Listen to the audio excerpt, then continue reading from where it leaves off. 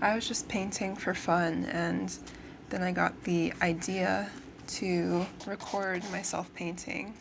And my rule for myself right now is that whenever I get an idea, I have to just act on it immediately and not make any excuses. I used to paint in my undergrad and all throughout high school, so it feels like I'm remembering an old part of myself when I paint. It's not something I often do anymore, but now that I'm not making excuses for myself to do the things that make me feel connected to myself, to wait until I feel ready to do the things that I enjoy. I want to make painting a practice again, and I will. What I gotta do to make it happen. Basically just ignore the noise, ignore the excuses in my own mind. I felt really drawn especially to paint today because I have a bunch of like old undergarments here, and I feel like these are literally scrap garments that I've had for years and years, probably since like middle school and high school, and I'm going to use them to soak up the paint in my water jar after it's dried, because you can't dump acrylic down the drain because it's plastic. It's not good for the earth. So when I soak those undergarments in paint and say my farewell to them once and for all, I feel like it's gonna feel so symbolic, like I'm returning this drenched matter that I'm finally letting go of, that I've outgrown, with love back into the earth, although it will just be going into the landfill. But it does feel very symbolic in some way. I'm painting with a lot of blue because that's kind of what I have, and I guess I feel drawn to blue right now. This kind of looks like an album cover.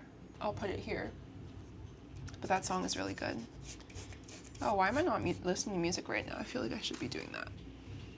Last night I was editing basically all day, and I realized after, because I felt so sickly from doing that I have to have a hard boundary with not editing at all at night. So I allow myself that time to decompress and also have some time away, because if I become too dependent on it or too attached, it's not healthy. Just like how spending 24/7 with someone, if you're in a relationship with them, is not healthy. Like, I need to have my own separate life, my own separate love of living.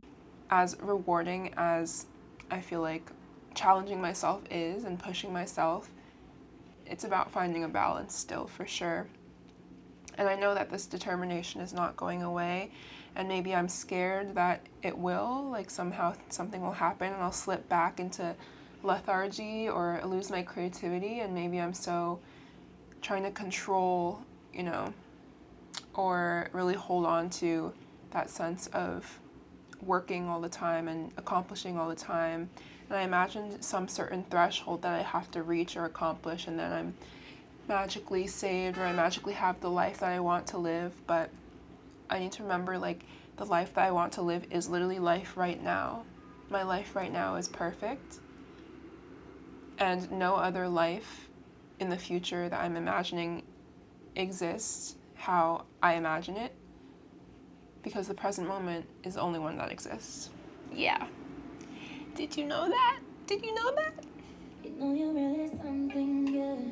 I'm always drawn to painting these like Buddha-like faces, and I realized that even before I went to like a Buddhist retreat and started learning Buddhism, I was really like intuitively just drawing girls' faces in this way where their eyes are kind of closed or half closed and they're smiling in compassion. So I feel like that's some memory from a past life that I remember of learning Buddhism, and that's also why I like grabbed onto it and learned it really fast, because I already knew it. Okay, I want to add some color. I only have 2 brushes with me, so it's gonna get a little muddy, but that's okay. One of my plans for something I want to do is cultivate my drawing practice more. What I really want to do is illustrate a bunch of tarot cards or oracle cards.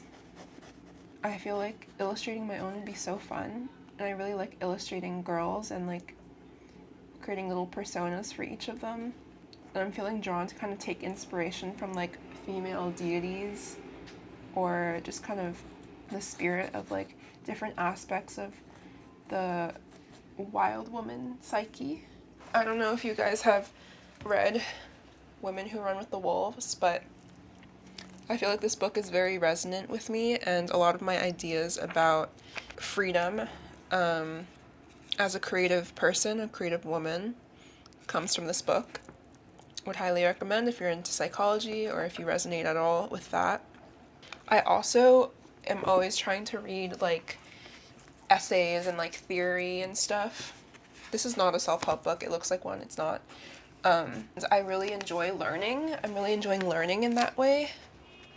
But when I'm reading books like this, I'm very aware that it's like work or like for my projects, and where I naturally find more sense of like safety and comfort, which is often what I need, is like books that are more like this, or just not reading at all, just like feeling.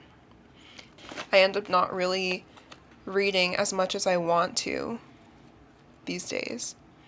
As much as I enjoy learning, it literally makes me feel voracious whenever I start reading, because I'm aware that whatever knowledge that I'm learning, I'm like integrating into myself, and I'm going to use in some way. Like the language will rub onto me in some way and generate new ideas when I speak to you on video, when I write. But now whenever I'm reading, I'm more so kind of reading for, like I'm kind of skimming the books, even if they're dense.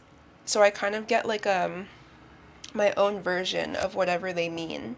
I feel like it's more like the language that calls to me, that reminds me of something, that helps me form and link my own ideas, more than like actually feeling like, okay, I'm taking notes and I'm learning these concrete things that I'll remember later, because honestly, I won't remember them later. I do not have that sort of like concrete memory. I feel like I'm very like fluid in how I inhabit life, in how I inhabit time.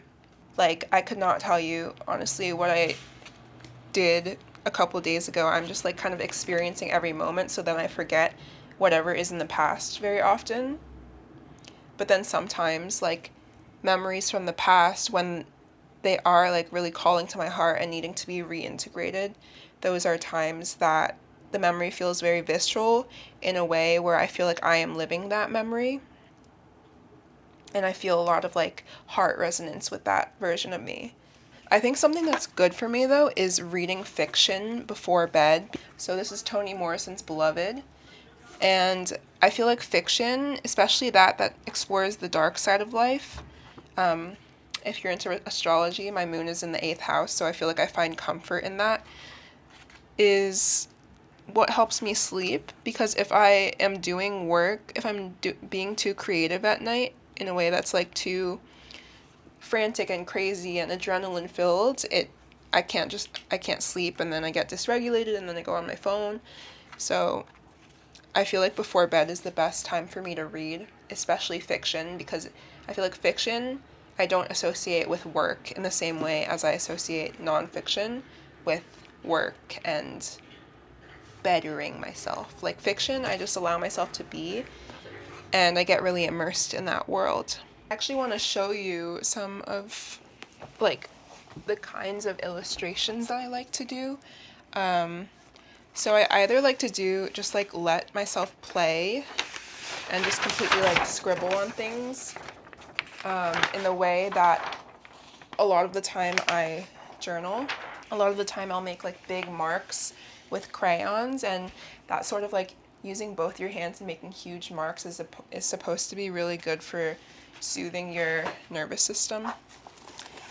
And it's nice because it reminds me I get to be big and messy. So yeah, I use these crayons that are called like silk crayons. So the texture, I love this drawing so much. I wrote, how can green be in the sky?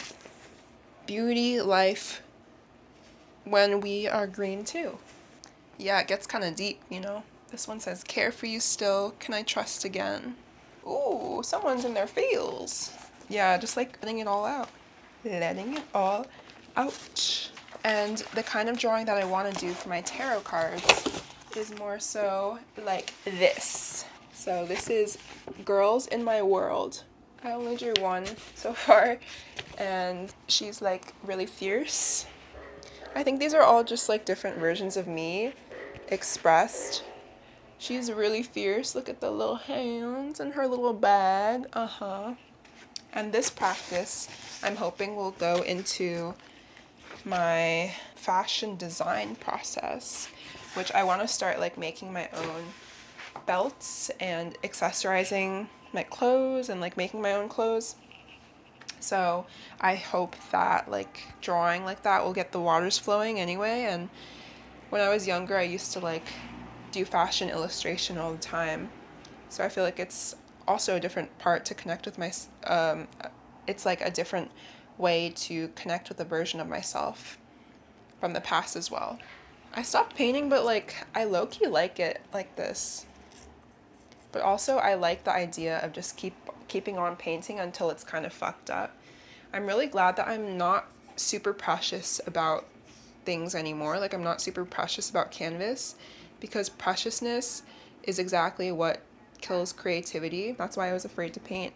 And I would always use the smallest quantities of paint whenever I was younger, and my teachers would always be like, use more paint.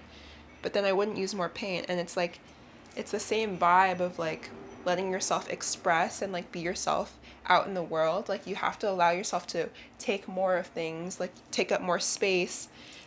So when you're painting, you also have to let yourself be wild, use a lot of paint something you like and cover it up and fuck it up. That's a big part of how we learn about life through the creative process analogously. It's amazing. And then we also understand more of these cycles of creation and destruction that are naturally baked into life, and we're less susceptible to these changes because we understand everything is just for fun. Like it's all about the action and experiencing. Like that's what life is really all about. And here is my sketchbook, which I don't use as often as I want to, but this is another girl that I sketched. She's based on the Buddhist deity Tara, who I feel super connected with, and it's just like a version of her kind of in modern day in like a certain outfit. And then from there I'm hoping to design more clothes. Let me show you this drawing that I did. I did this drawing a couple years ago and I framed it. I really like the idea of like seeing myself embodied as somebody that's fierce and powerful and protected by like tigers or panthers. I really like animals symbolism. Wow, it feels so good to talk to you right now. I'm glad that I'm just like having this opportunity to talk and express myself and not put so much pressure on it. Okay, I'll see you next time. Mwah. Thanks for hanging out with me.